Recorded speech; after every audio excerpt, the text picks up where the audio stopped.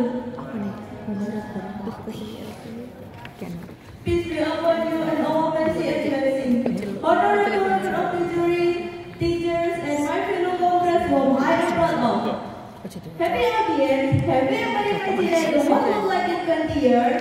All the progress states and challenges will be faced by the current generation.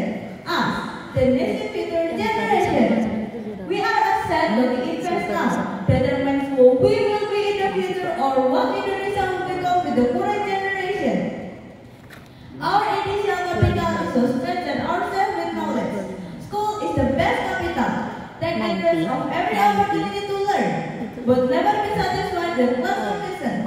Explore possibilities from the books, the internet, and your experience. Remember, knowledge is our main weapon in facing the future. Sharpen ability and skill.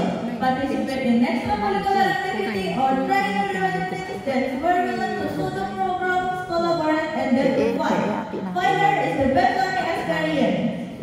It is this skill and courage that will set us apart from the rest. Look at the previous generation of young Indonesia who were successful in their fields. They start with the courage to try. Be an honest, disciplined, and responsible young man. Start from small things. Be an honest in tests, be disciplined, come to school, and respect teacher. Good character is a foundation of a solid future. Without character, knowledge and skill are simply empty, directionless things. My friend whom I am proud of, we don't have to wait until we adult to make a change. Every homework we do seriously, every small achievement we achieve is the first capital in our future.